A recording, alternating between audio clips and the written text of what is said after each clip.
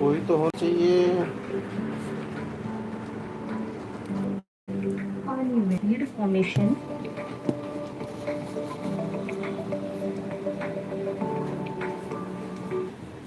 and got are complementary. These farmers moved the heart of the Iron Man of India, Sardar Vallabhbhai Patel.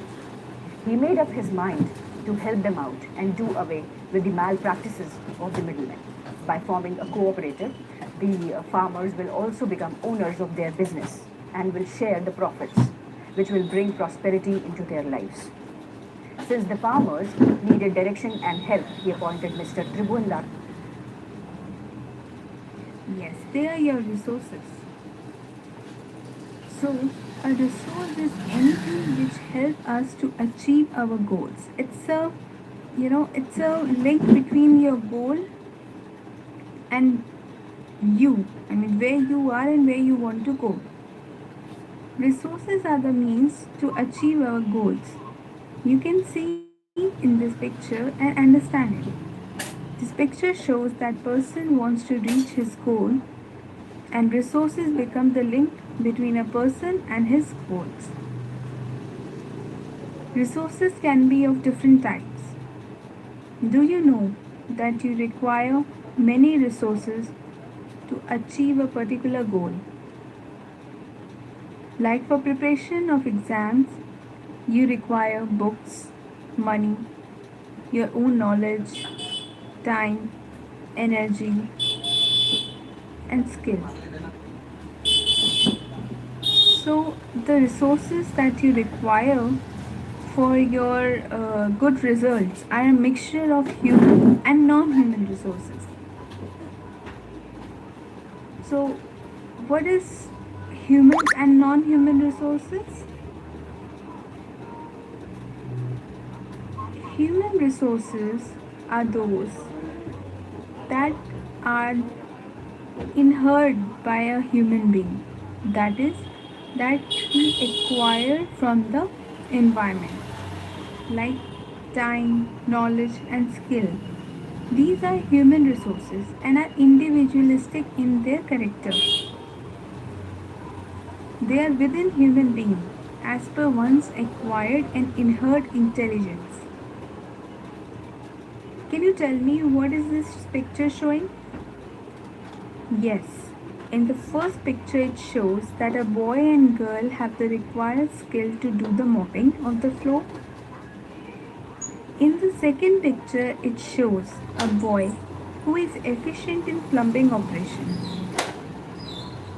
In the third picture, it shows that a person is using his skills and knowledge and it's working proficiently on computers. Second type of resources are non-human resources. Can you tell me what are non-human resources? Yes, they are not human resources. That's why they are called non-human resources. These resources can be shared with others also.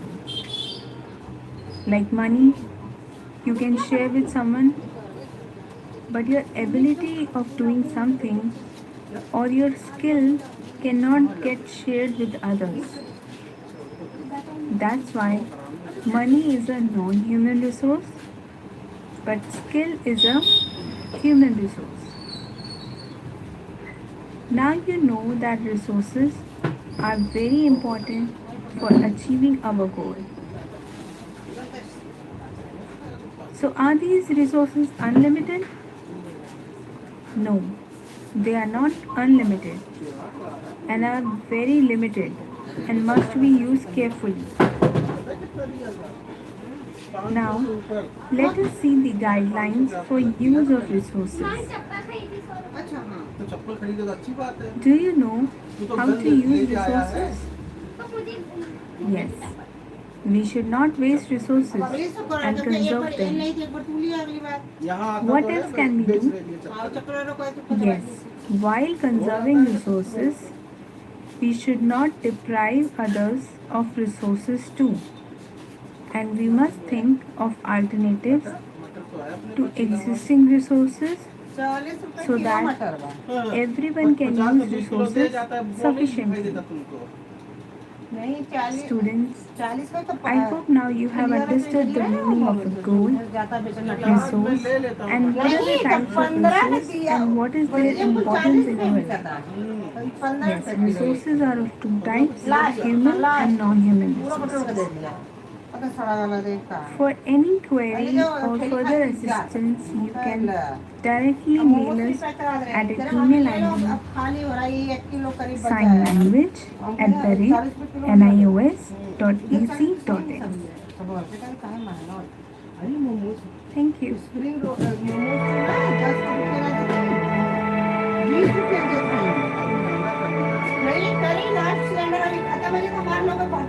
रोजगार वाली जब सस्ता है तब बने नहीं तो ना बने दूसरा कुछ और करो हाँ मेरे फोन तो मेरे परेशान मिल नहीं रहा मेरे यही लाज है लोग खाए भी लगा तो 17 भी लगा खाए भी लगा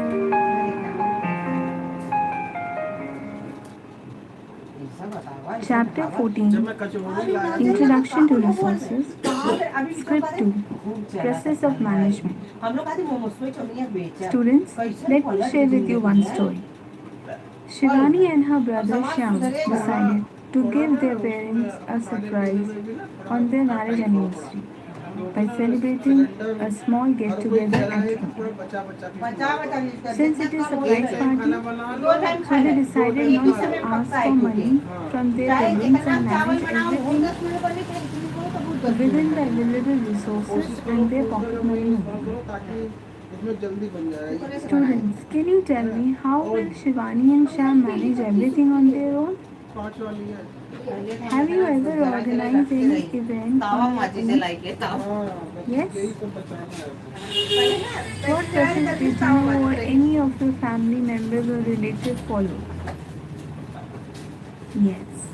It is the process of management that will help in proper execution of any event. So what is this process of management? Yes, very right. It consists of 4 parts. First is planning, second is organizing, third is implementation, and the fourth and the last part is execution.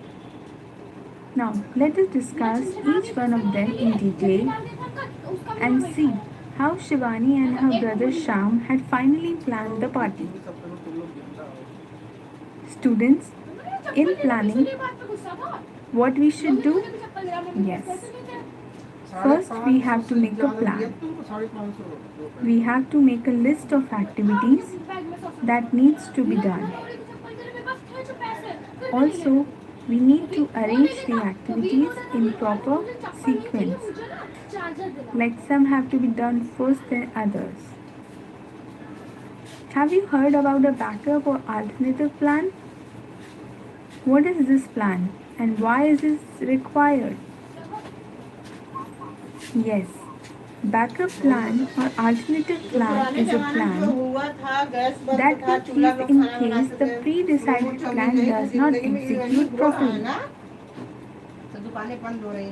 In the picture shown, can you make out that Shivani is planning what all activities did she want to do in the party? Yes, this is how planning is done. Shivani first took decision about the theme of the party. Then she decided to finalize the medium of purchasing the materials for the party. They both discussed the pros and cons of purchasing materials through online and from the local shopkeeper at nearby store. After taking a decision, they planned the games, events and food that has to be served in the party. After making a plan, they both decide to organize the activities.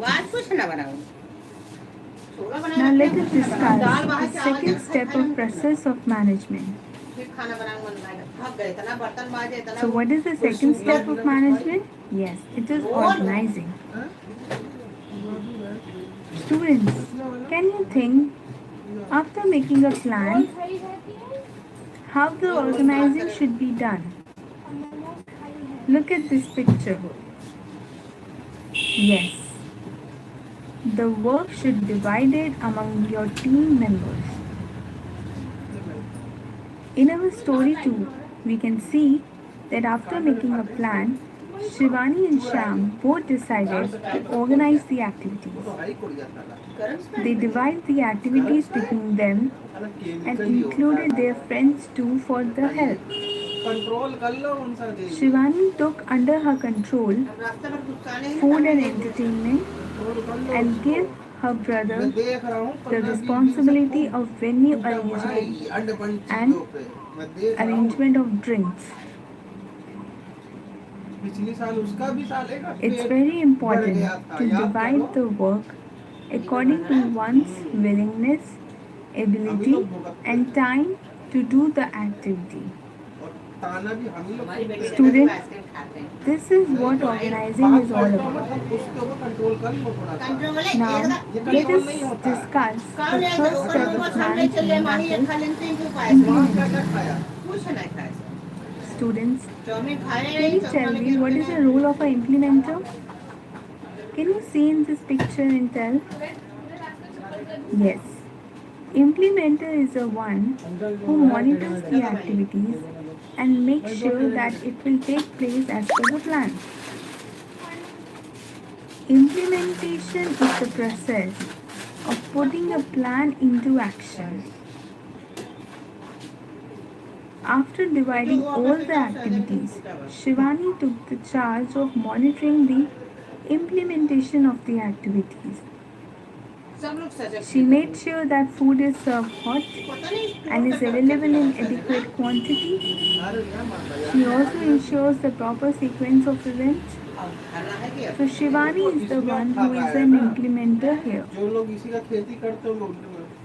Students, after implementation comes the fourth function of management, that is evaluation.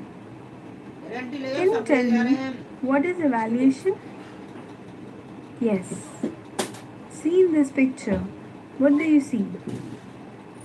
Shivani, along with her brother Shyam and other friends, is taking feedback about the party, and they are discussing what went right or wrong in the entire party. Starting from planning stage, then to the organizing, and then the implementation stage, and then finally the evaluation stage. Therefore, evaluation is step-by-step analysis of the entire process. In this process, manager keeps the right things and leave the things that went wrong. So students, now you have learned about the process of management, and you must be aware and have understood planning, organizing, implementation and execution, that is plan, do, check and act. Hope you have understood it well. For any further queries and questions, feel free to email us at signlanguage@nius.ac.in. Thank you.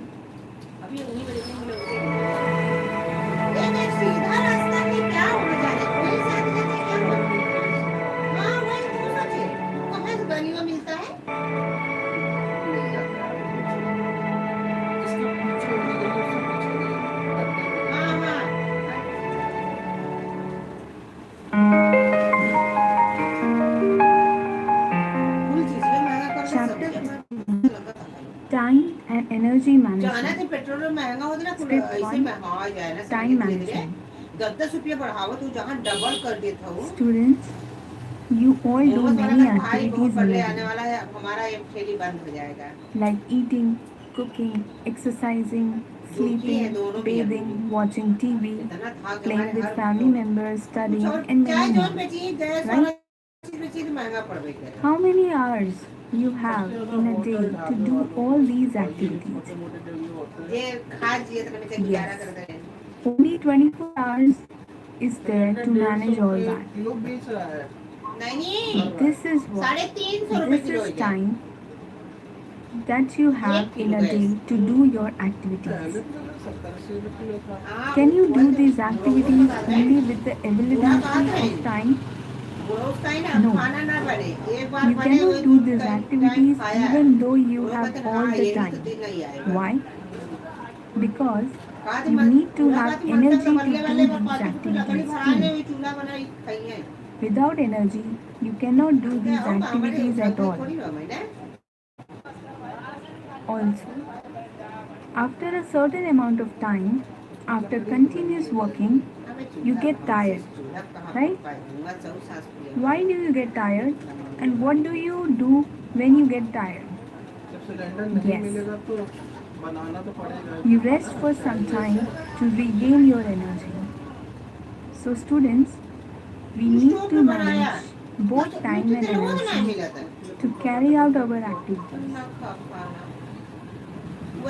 Time and energy are very closely linked, and making best use of energy and time for maximum output is called time and energy management. बर्तन उसके size के line चिपटा चिपटा Students, you all must have remembered that time is our human resource, along with energy, and we need to plan our time to do all the activities in a given time period. What is this time plan? Let me give you a situation and then two options. Think what option will effectively manage your time and energy. You have to submit one project in your school tomorrow, but you found that your mother is feeling unwell. You have to now go to the store to get medicine, give medicines to your mother, prepare dinner, make beds, and complete your project too. One option to you is that you bring medicine, give it to your mother, prepare dinner, do bedding, and then the other day request your teacher to give you another day. Second option is that you list down all the activities and prioritize them according to their significance. So you will bring medicine, give it to your mother, start dinner preparation, and simultaneously starts the school project work, and in between or after serving food, do the beds, and then continue with your project work. So which option will help you to manage your time and energy properly so that you are able to complete all your activities? Yes, the second one. In this option, proper steps in time planning are used. So what are the steps? Look at the picture, students, and tell me that steps. Yes. First step is to list all the activities to be performed in an allotted time. What activities do you do in a day?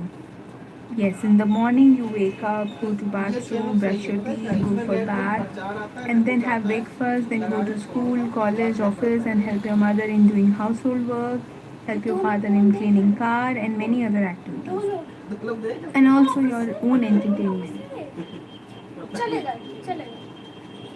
After listing down the activities, underline the activities to be performed at a definite time. In the second step, you group activities as flexible and inflexible activities. Look at the picture, students, and tell me what are the steps. Yes. First step is a list of all the activities to be performed in the allotted time. What activities do you do in a day? Yes, in the morning you wake up, go to bathroom, brush your teeth, go for bath, and then have breakfast, go to school, college, office, help your mother in doing household work, help your father in cleaning car, and many other activities. You need to underline these activities that has to be performed in a definite time.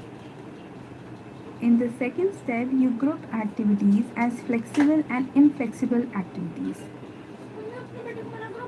Now, Students, what are the flexible and inflexible events? Can you name some of these events? Okay, look at the picture. Flexible events are those whose schedule can be changed as per the situation. Like you want to go for a movie as it is your friend's birthday, but suddenly you got a call from your father that your aunt is coming and you have to stay at home, and then you have to delay your plan. Inflexible events are those which cannot be changed for some other plan, like your exams, family members' doctor appointment, interview, and many other things. Can you think of some other inflexible events also? Think and list down some of the inflexible events and how much time is there to devote in doing these inflexible events. After listing down what are the flexible and inflexible events, you need to understand how much time you are devoting in what event. Then you have to arrange the activities in a sequence in which they are to be done. Can you tell me what this sequencing is all about? Yes, students, in this step, after allotting time to each activity, you have to see whether your allotted total time is coming equal to 24 hours or not. Why 24 hours? Yes, because you cannot exceed the total time period available to you, which is 24 hours in a day. Students, look at this picture. This is how a time plan looks like. Can you see in this time plan that there are certain times of the day when a number of activities have to be performed within a fixed time period?